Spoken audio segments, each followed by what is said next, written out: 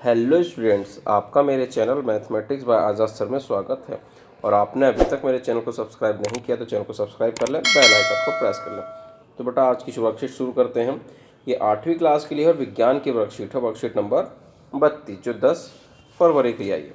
सभी बच्चे अपना नाम लिखेंगे, अपने कक्षा अध्यापक या अध्यापिका का नाम लिखेंगे। और आज हम पढ़ेंगे बेटा जंतुओं में जनन। आज हम जंतुओं में कायांतरण के बारे में जानेंगे। कायांतरण हम सभी जानते हैं कि मानव, शेर, कुत्ते जैसे सभी जीवों की संतान जन्म के समय अपने माता पिता से मिलते हैं। लेकिन क्या आप जानते हैं कि कुछ ऐसे जीव भी हैं जिनकी संतान जन्म के समय अपने माता पिता से नहीं मिलते? क्या आप उन जंतुओं के नाम बता सकते हैं? रेशम कृमि के जीवन चक्र में के बारे में हम कक्षा 7 में पढ़ चुके हैं। जो रेशम कर्मी जो होता है उसका जीवन चक्र हम कक्षा 7 में पढ़ चुके हैं कि पहले वो अंडा होता है, फिर लार्वा या झिल्ली में बदलता है, उसके बाद कैटरपिलर यानी कि प्यूपा बन जाता है, और फिर उसके बाद बनता है आपका कीट। कहता है कि हम देखते हैं कि रेशम के कीड़े का प्यूपा यानी कि कैटरपिलर वयस्क कीट से बहुत अलग होता है। जो रेशम के कीड़े का जो प्यूपा होता है वो वयस्क कीट से बहुत अलग होता है। यहाँ वयस्कों में पाए जाने वाले लक्षण नवजात में नहीं पाए जाते। जो वयस्कों में लक्षण होते हैं वो नवजात में नहीं पाए जाते। मेंढक इस प्रकार जंतुओं का एक अन्य उदाहरण है। और इस प्रकार के जंतुओं का मेंढक क्या है? एक अन्य उदाहरण है। देखिए, मेंढक के जीवन चक्र में 3 अलग अलग चरण होते हैं। मेंढक के जीवन चक्र में 3 अलग अलग चरण होते हैं कि वयस्क होते हैं वो अंडे देते हैं, अंडे से फिर टैडपोल बनता है यानी कि लार्वा, और लार्वा यानी कि टैडपोल फिर से वयस्क हो जाता है। ठीक है, ये 3 चरण हैं। ये आपको दिखाई दे रहे हैं बेटा, अंडा, ठीक है, और ये आपका वयस्क हो गया लार्वा। कहते हैं मेंढक के अंडे से लार्वा बनता है जिसे टैडपोल कहते हैं। टैडपोल में मछलियों की तरह पूंछ और पंख होते हैं। मेंढक के अंडे से लार्वा बनता है जिसे हम टैडपोल कहते हैं, और टैडपोल के अंदर क्या होता है? मछलियों की तरह ही पूंछ और पंख होते हैं। वे मछलियों की तरह पानी में तैरने में सक्षम होते हैं।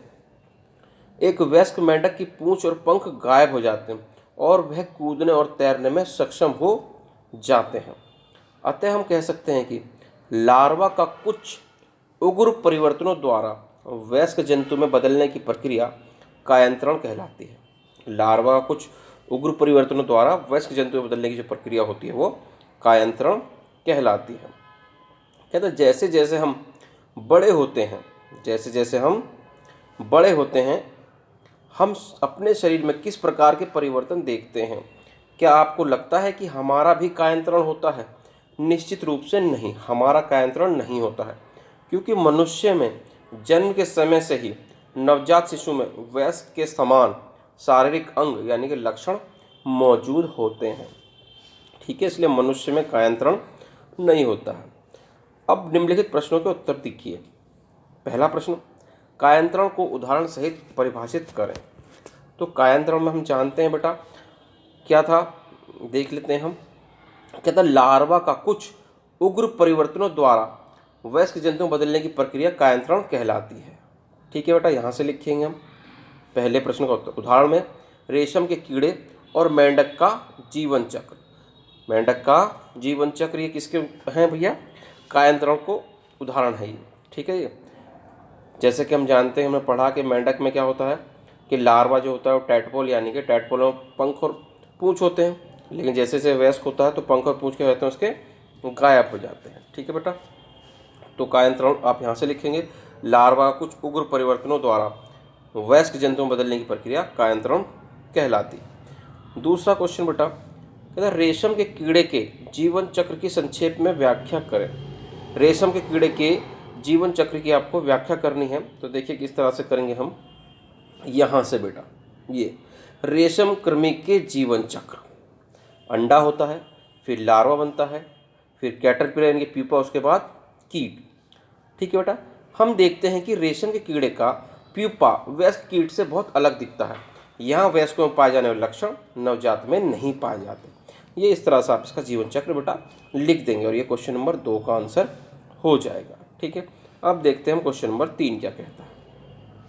कहते हैं मेंढक के जीवन चक्र को चित्र सहित समझाइए।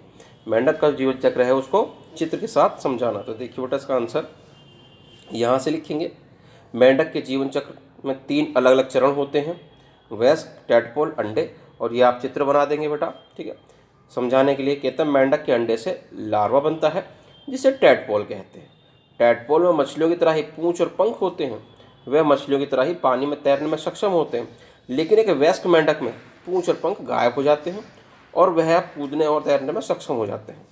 ठीक है बेटा, ये यहाँ तक आप लिख देंगे, सक्षम हो जाते हैं, यहाँ से यहाँ तक आपका हो जाएगा। ठीक है बेटा, इस तरह से आपका क्वेश्चन नंबर 3 का आंसर हो जाएगा। अब देखते हैं बेटा क्वेश्चन नंबर 4 क्या कहता है। कहता है क्या मनुष्यों में भी कायंत्रण होता है, समझाइए।